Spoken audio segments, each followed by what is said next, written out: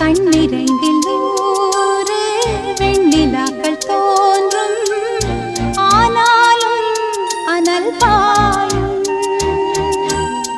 நாடி எங்கும் ஏதோ நாத வெள்ளம் ஓடும், ஆனாலும் என்னதாகும்.